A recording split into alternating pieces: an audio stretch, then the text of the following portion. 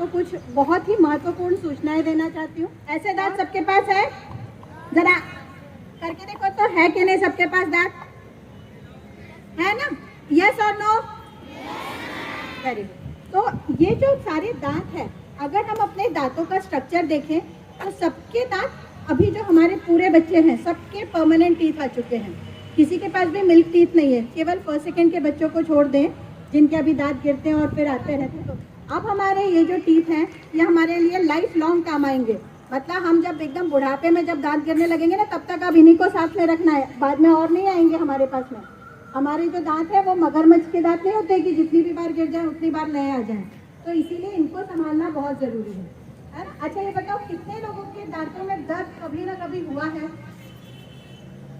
देखो मतलब बहुत आश्चर्य की बात है कि बड़े लोगों का तो ठीक है, बहुत सारे प्रॉब्लम्स हो जाते हैं एज के साथ, लेकिन छोटे बच्चों के दांतों में दर्द नहीं होना चाहिए बेटा, क्योंकि आप लोगों की जो एज है वो बढ़ती हुई एज है ना। आपकी जो बॉडी है वो डेवलपमेंट हो रहा है अभी उसमें, और अभी से अगर दांतों का प्रॉब्लम है तो बहुत मुश्किल होगी। तो सबसे पहले हम एक काम करते हैं, दांत क्या है उसका स्ट्रक्चर थोड़ा सा समझ लें। देखो बहुत बड़ा चार्ट मेरे पास नहीं है, लेकिन अगर मैं इसको देखूँ, दिख रहा है सबको ये वाला थोड़ा थोड़ा तो भी है? तो इसको अगर हम देखें तो ये हमारे दांत का साइड का पोर्शन लिया हुआ है, मतलब हमारे माउथ में ऐसे साइड में से अगर देखें तो ये हमारी पूरी बोन है। यहाँ पे हमारी बोन होती है, बोन के ऊपर ये हमारे पूरे गम्स है, यहाँ पे जो पिंक कलर की स्ट्रक्चर हमारे इसमें दिखती है। और हमारे जो बोन्स के अंदर, मतलब अगर मान लें हम ऐसे बोन्स हैं तो हमारी बोन्स के अंदर ऐसे दांत पकड़े हुए रहते हैं, दांतों को हमारी बोन्स ने ऐसा पकड़ा हुआ है पूरा, और उसके जॉइंट को प्रॉपर करने के लिए उसके ऊपर गम्स होते हैं। तो हमें अपने बोन्स का, हमारे गम्स का और हमारे टीथ का, तीनों का ध्यान रखना है। और टीथ का अगर हम स्ट्रक्चर देखें तो पूरे सॉलिड नहीं है बेटा, अंदर की तरफ थोड़ा सा हॉलो स्ट्रक्चर है, जिसको कैविटी, जिसके अंदर जाकर नर्व्स और ब्लड वेसल्स है। और इसीलिए तो कभी देखा है एक एडवर्टाइज आती है कि अगर आपको ठंडा या गर्म खाने पे झुंझुनाहट महसूस होती है तो उसे क्या कहते हैं? सेंसिटिविटी कहते हैं। ऐसे एडवर्टाइज आती है ना, सबने सुनी होगी। तो अगर दांतों के अंदर अगर हमारे पास नर्व्स नहीं होंगी, ब्लड वेसल्स नहीं होंगी, तो हमें पता ही नहीं चलेगा कि हम क्या खा रहे हैं। तो दांतों को हेल्दी रखने के लिए, उसको सारे मिनरल्स प्रोवाइड करने के लिए ये ब्लड वेसल्स हैं, और उसका हमारे ब्रेन के साथ कांटेक्ट बना रहे इसलिए हमारे पास नर्व्स हैं। और उसके ऊपर कवर क्या क्या है, तो यहाँ पे जो है देखो, हर एक जो दांत है अगर हमारा ध्यान से देखें तो दांतों के ऊपर एक कैल्शियम से बना हुआ कवर है, और उसके भी ऊपर मतलब एक डेंटाइन है, और सबसे ऊपर का जो लेयर दिखती है वो इनामल है, और इनामल के ही कारण हमारी जो दांत है वो शाइनिंग दिखते हैं। पर अब प्रॉब्लम क्या होता है बेटा, सबसे जो बड़ा एनिमी है हमारे दांतों के लिए वो है शुगर। शुगर का क्या करें अब? क्या मीठा खाना बंद कर दें, या चॉकलेट्स ना खाएं, या आइसक्रीम ना खाएं? तो ये तो नहीं हो सकता। इवन ये अगर बंद भी कर दें तो भी हमारे फ्रूट्स में, हमारी वेजिटेबल्स में, हमारे खाने में नेचुरल शुगर्स भी हैं। तो इसीलिए ये जो एक हमारा जो सेमिनार हुआ था उसमें मेनली फोकस किया था कि शुगर और उसके टाइप्स, और उसका फिर इफेक्ट ओरल हेल्थ पर। एक्चुअली होता क्या बेटा, शायद 7th 8th में जो बच्चे हैं उन, या शायद 4th 5th में भी थोड़ा डेंटल कैरीज के बारे में बताते हैं। एक्चुअली जो नेचुरल शुगर है, नेचुरल शुगर उतना हार्मफुल नहीं होती। नेचुरल शुगर मतलब जो कि मटेरियल में या जो फूड प्रोडक्ट है उसमें अपने आप से है, लेकिन अगर हम ऊपर से जो ऐड करके शुगर खा रहे हैं, है ना, मीठा खा रहे हैं, चॉकलेट्स खा रहे हैं, तो वो हमारे लिए थोड़ी हार्मफुल हो सकती है। उससे भी बचा जा सकता है, उस हार्म से भी बच सकते हैं। उस प्रॉपर डेंटल हमारा जो दांतों की मतलब हम उसको अगर थोड़ा ध्यान दे दें तो उससे भी बच सकते हैं।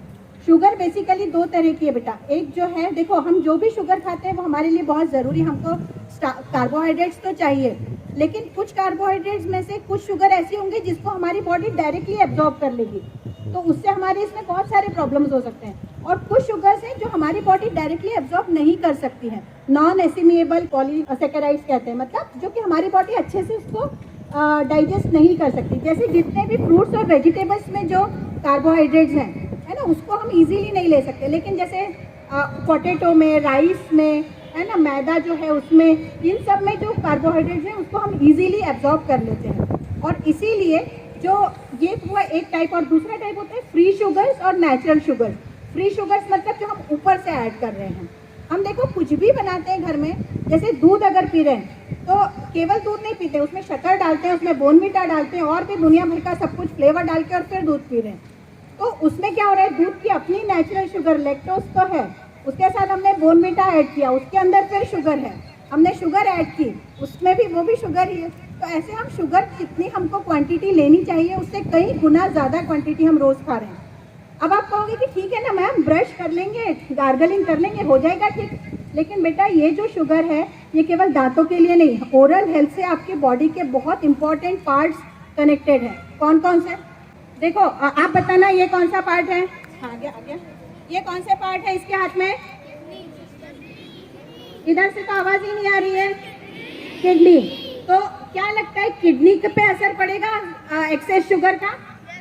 पड़ेगा, है ना, क्योंकि बेटा एक्सेस अगर शुगर होगी तो किडनी हमारी जो है एक तरह का फिल्टर ऑर्गन है, छानती है हमारे ब्लड को, वो है ना, फिल्टरेशन करती है। तो अगर शुगर बहुत ज़्यादा हो गई ब्लड में तो किडनी पे सीधा सीधा असर पड़ेगा, किडनी की जो फिल्ट्रेशन कैपेसिटी है वो खत्म होने लगेगी धीरे धीरे। तो शुगर देखो किडनीज खराब कर सकती है, बहुत ज़्यादा एक्सेसिव शुगर। हाँ, दूसरा ये क्या है, ब्रेन है। तो ब्रेन पे भी असर है। आप सोचो अगर ब्रेन पे असर पड़ रहा है इसका मतलब तो हमारी पूरी बॉडी के कोऑर्डिनेशन पे असर पड़ जाएगा, क्योंकि ब्रेन पे अगर एक्सेसिव शुगर है तो ब्रेन का जो नर्वस सिस्टम, जो नर्व्स की कोऑर्डिनेशन है उसमें प्रॉब्लम होता है, वहाँ के ब्लड को जो सप्लाई, ब्लड का सप्लाई होता है उसमें प्रॉब्लम होता है। हमारे ब्रेन और बाकी पूरी बॉडी का जो ब्लड है उसके बीच में एक ब्लड ब्रेन बैरियर होता है, जो कि मतलब देखो ब्रेन को सब कुछ नहीं जा सकता है। अगर आपको प्रेसिडेंट से मिलना है या प्राइम मिनिस्टर से मिलना है तो ऐसे थोड़ी कि यार आज मेरे को बड़ा मन है कि मोदी जी से मिलकर आए तो जाके मैं सीधे उनके रूम तक पहुंच जाऊंगी, ऐसा हो सकता है क्या? नहीं, बहुत सारे सिक्योरिटी गार्ड्स होते हैं, बहुत सारे चेक पॉइंट होते हैं, उसके बाद हम अंदर जा सकते हैं। वहाँ पे प्रॉपर परमिशन लेके जाना पड़ेगा। हमारे ब्रेन के साथ भी ऐसा ही है। हर कोई फूड सब्सटेंस या मिनरल या न्यूट्रिएंट जो हमने एब्जॉर्ब किया वो सब कुछ ब्रेन तक नहीं जा सकता है। जो ब्लड ब्रेन बैरियर है वो चेक पोस्ट है, वो टेस्ट करता है पहले तुम अंदर जाने लायक हो कि नहीं। लेकिन अगर शुगर की क्वांटिटी ज़्यादा हो गई तो ये जो ब्लड ब्रेन बैरियर है इसके वर्किंग पे भी फर्क पड़ता है बच्चे। तो इसीलिए सेकंड ऑर्गन हमारा इंपॉर्टेंट क्या हुआ जो कि शुगर के कारण अफेक्टेड हो सकता है? ब्रेन। तीसरा और ज़्यादा इम्पोर्टेंट, ये कौन सा ऑर्गन है? सोचो अब ब्रेन और हार्ट अगर अफेक्टेड हो गया, क्योंकि अगर शुगर का क्वांटिटी बढ़ जाएगी ब्लड में तो हार्ट के पास जो प्रेशर, हार्ट एक प्रेशर क्रिएट करता है जिसकी वजह से पूरी बॉडी में ब्लड सप्लाई होता है, ऑक्सीजनेटेड ब्लड, राइट। तो अगर मान लो कि हमारे उसमें शुगर का क्वांटिटी बढ़ गई तो हार्ट की ये जो सप्लाई की पावर है, बहुत सिंपल वर्ड्स में बता रही हूँ, इसमें प्रॉब्लम हो सकता है। तो हार्ट का अगर पंपिंग की मैकेनिज्म में प्रॉब्लम हो गई तो उसकी वजह से बहुत सारे जैसे हार्ट अटैक्स हैं या कार्डियक अरेस्ट है, ऐसे अलग अलग बहुत सारे सिचुएशंस हैं वो आपके साथ हो सकती है। मतलब अगर मान लो हमारे टीथ ठीक नहीं है, अगर हमारी ओरल हेल्थ ठीक नहीं है, अगर हमारे शुगर का कंजम्पशन बहुत ज़्यादा है तो ये तीनों जो ऑर्गन्स हैं ये कैसे होंगे? सैड, मतलब स्माइलिंग नहीं रहेंगे, ये कैसे हो जाएंगे? सैड। अरे बहुत तकलीफ दे रहे हो भाई तुम हमको शुगर खा खा के, ये हालत हो जाएगी इनकी। तो आप अपने इन तीन ऑर्गन्स को कैसा देखना चाहते हो? हैप्पी देखना चाहते हो। उसके लिए क्या जरूरी है कि जो शुगर का कंजम्पशन है उसको थोड़ा हम ध्यान दें, ठीक। तो अब हम थोड़ा सा बात कर लेते हैं कि ओरल हेल्थ के लिए हमें क्या क्या चीज़ें ध्यान रखें। सबसे पहली चीज़ है, आज मैं एक वीडियो आपके सारे ग्रुप में भी शेयर करूंगी जिसमें ब्रशिंग टेक्निक्स के बारे में बताया है। सबसे बड़ी बात है कि हमारे जो दांत है अगर खराब हो रहे हैं तो देखो येलो सा एक डिपोजिशन तो बहुत सारे बच्चों के दांतों पर दिखता है। वो जो डिपोजिशन है वो अलार्म है, जैसे फायर अलार्म बजता है ना, जरा सी कहीं आग लग जाती है और जोर से फायर अलार्म बजता है कि भाई बुझा लो नहीं तो बढ़ जाएगी आग।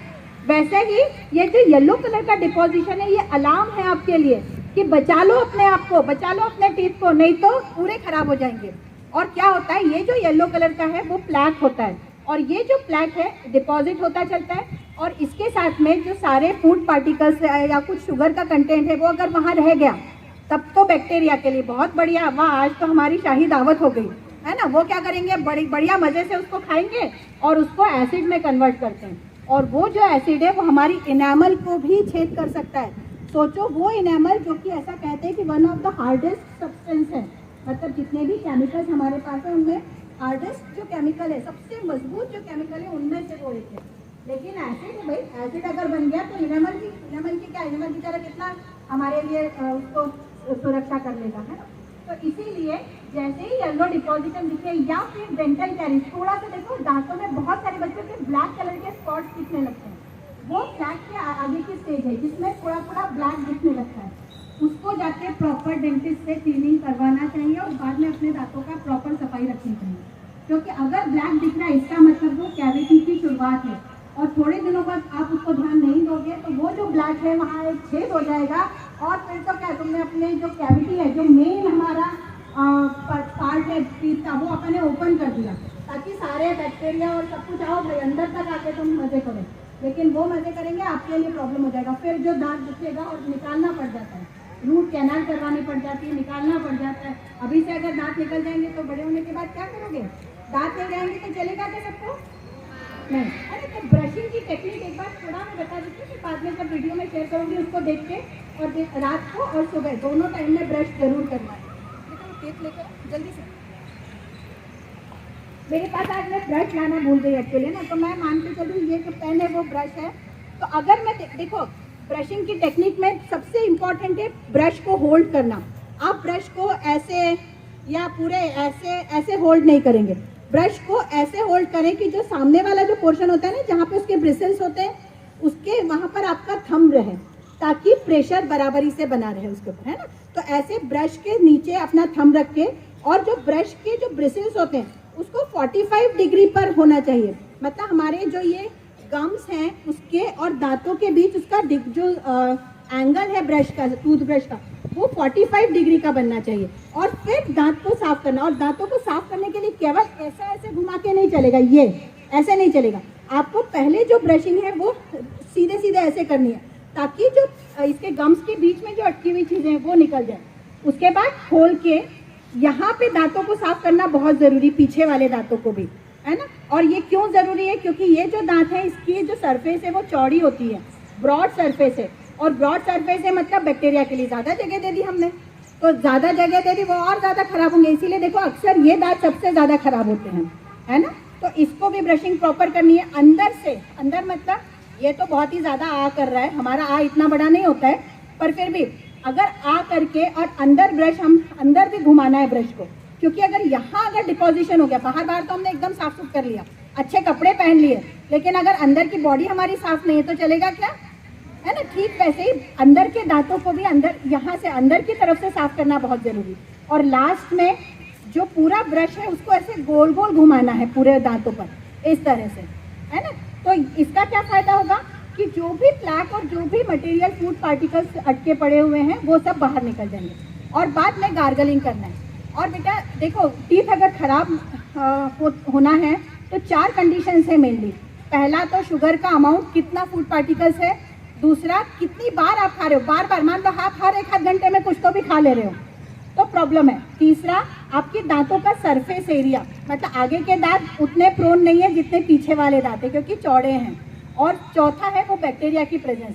अगर हमने इनमें से कोई 2-3 कंडीशंस को भी हटा दिया तो हमारे दांत एकदम हेल्दी बने रहेंगे। ठीक, तो ब्रशिंग प्रॉपर करना है बेटा। और हर बार देखो, पुराने समय में तुमने देखा होगा कि हमारे मम्मी पापा या दादा दादी जो है खाने कुछ भी वो खाते हैं, उसके बाद मुंह में हम केवल हाथ नहीं धोते हैं, उसके बाद मुंह में पानी लेकर और प्रॉपर गार्गलिंग करते हैं।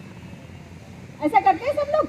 कितने लोगों के घर में देखा है ऐसा करते हैं गार्गलिंग, ऐसा जिसको कुल्ला करना कहते हैं हम, एकदम नॉर्मल उसमें सबके घर में होता है ना। इसका मतलब वो क्यों ज़रूरी है? ताकि पानी एक बहुत अच्छा मीडियम है बेटा, उसके भी हमारे दांत बहुत हद तक साफ रह सकते हैं। कहीं कुछ अटका हुआ है तो वो साफ हो जाता है। ठीक है, तो चॉकलेट्स खाओ, बहुत ज़्यादा नहीं, थोड़ी बहुत आप खा सकते हो, छोटे हो अच्छा लगता है तो खाना है, ठीक है, लेकिन उसके तुरंत बाद गार्गलिंग ज़रूर करना है। और बहुत बेहतर होगा कि अगर गुनगुने पानी के साथ थोड़ा नमक डाल के रोज़ एक बार रात को ब्रश करने के साथ में आप गार्गल करते हो तो वो माउथ वॉश का काम करेगा, आपके दांतों में इन्फेक्शन बहुत कम होंगे। तो जो मैंने अभी बताई है चीज़ें, एक तो शुगर और उसका इम्पोर्टेंस, ज़्यादा शुगर लेना है कि नहीं वो डिसाइड करना, और दूसरा जो आपके दांतों की ओरल हेल्थ, और ओरल हेल्थ से आपकी पूरी बॉडी की हेल्थ डिसाइड होती है। तो आप मुझे बताओ, आप कितने लोगों को लगता है कि हम अपनी स्माइल को और बेहतर बनाएंगे? Very good. तो इसका मतलब सारे लोग अपने अपने दांतों की अच्छे से देखभाल करेंगे? नहीं, इधर के लोग नहीं करेंगे। वेरी गुड, है ना। तो छोटे बच्चे भी और बड़े लोग भी। और इसके अलावा कुछ भी डाउट लगता है बेटा तो आप मुझसे या अपने साइंस टीचर से, अपने सोशल साइंस टीचर से, अपने लैंग्वेज टीचर से, सारे टीचर्स में से किसी से भी आप बात कर सकते हैं, तो ज़रूर आपको अपनी प्रॉब्लम का सॉल्यूशन मिलेगा। तो आप क्या लगता है? और बेटा इसके लिए कुछ मैं आपको मटेरियल आपके ग्रुप में शेयर करूँगी, उस पर बेस्ड कुछ पोस्टर और चार्ट्स बनाने हैं ताकि हम दूसरे लोगों को ये अवेयर कर सकें कि आपकी ओरल हेल्थ और कितनी इंपॉर्टेंट है और शुगर का कंजम्पशन किस हिसाब से होना चाहिए। तो कितने लोगों को लगता है कि यस मैं चार्ट या पोस्टर बना सकता हूँ या बना सकती हूँ? Very good. तो आप सब लोग बनाएंगे और अपने अपने टीचर्स को सबमिट करेंगे। Thank you so much.